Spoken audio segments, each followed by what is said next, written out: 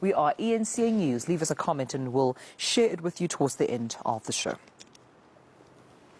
All right, now there are fears that COVID-19's fourth wave could derail the full opening of higher education institutions. However, it's not expected to disrupt learning as severely as the second and third waves. Many institutions have announced they will not allow unvaccinated staff nor students onto their campuses. So let's chat now to the CEO of Higher Health, that is Professor Ramnik Aluwalia, who joins us now. Thank you so much for your time, Prof, and good morning to you. There are fears that COVID-19 might continue to derail, or at least the curriculum and normal schedule for higher education. I suppose you're of the view of this as well. Why do you think so? Thanks, Tumelo, and good morning to everyone. Happy New Year. Tumelo, you're absolutely right. You know, we have opened our institutions, well, it was in 2020, in 2021, but the predominance has been that the 30% of our curriculum that the academic year ran was on in-contact learning, while 70% was on online. And I'm now talking about the whole sector, which includes urban universities, rural universities. I'm talking about technical colleges, vocational colleges, community colleges, private education. So it's quite a big system called the post-school system. And there has been now a big demand from the parents, from student bodies around the issue of in-contact learning, which means staying together in residences and congregations for in-contact learning. And this has risen to a number of universities embarking towards consulting a policy in terms of, well, they're saying, let's have the vaccinated people come in the in-classroom activities, let the vaccinated people access libraries, access the congregations of staying together in residences, whereas the people who are still not vaccinated or preparing to be vaccinated do the online, which will help the system to move into a 70-30 split, which means at least a 70% will go into a full in-contact learning, while the 30% will still be moving into the online system, which will be exactly what the economic system wants, the skills development programs. You know, we've got courses like medicine, the bit I am in from, or engineering, or colleges like plumbing, where you can't teach online, you know. So things have to change, and that's exactly where the system is moving into. Prof, should there be concerns of protests, either from students or even staff that choose to not be vaccinated and who want to have in-contact learning, or in the case of staff members, I suppose, in contact with, you know, their officers and their colleagues and the students with which they serve? Should we expect such protests to erupt or even mushroom around the country due to these policies that we now speak of, consulting on mandatory vaccinations on campus? See, look, it's too difficult to preempt that question, though, but what I can assure the viewers at this moment is that even though all the universities that have taken the decision of moving into something called regulatory vaccination program are still not completely made that decision.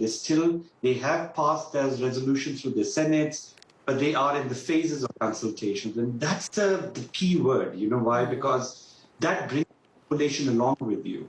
And we are hoping that these consultations with every section of parents, students, and academia, in terms of unions, will help people to buy into why they're moving into this direction, what will entail for students who will not be vaccinated versus students who will be vaccinated. And similarly, it goes with the staff component. And I think that process will be the defining decision maker of whether we will have protests or not protests. I do think a good consultation process, taking people along, making them understand the science, the reality of why it's being put into what's congregation, why the fears of us having so many cluster outbreaks happen quickly, is going to alarm people and make them understand the decisions around.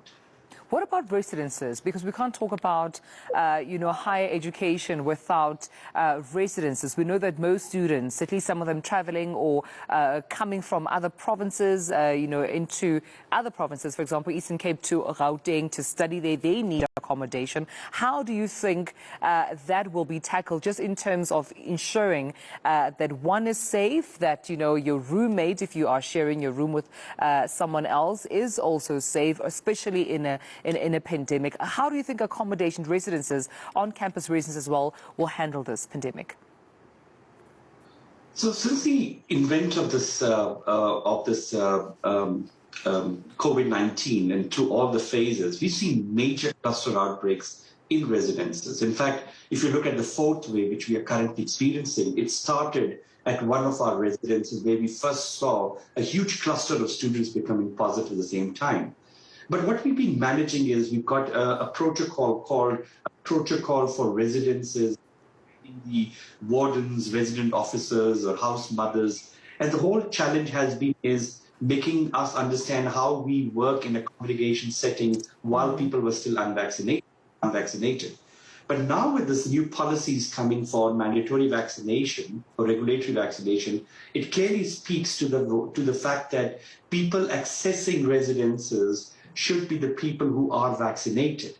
But what we have also now moved further is that, what we had was in the previous past, which I spoke about, the 30-70 split, because less students were coming inside the system, we had single room facilities. We have made it possible so that very much people who are in dire need for residence still stays in the residence. They continue to stay over the last 2 years while the pandemic continued.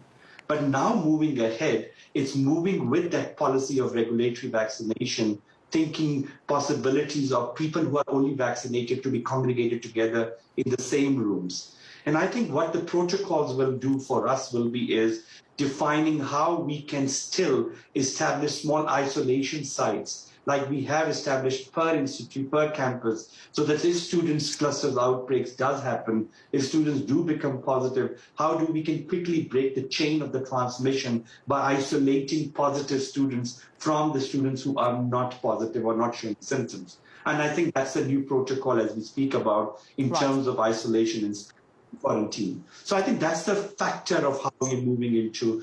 But at this moment, the system will be about vaccinated students coming together into the residences and communicating together. All right, we'll leave it then. I appreciate your time. Professor Ramnika Lwalia, CEO of High Health, thank you so much for your time this morning. Well, Parliament's Portfolio Committee on Public Works chairperson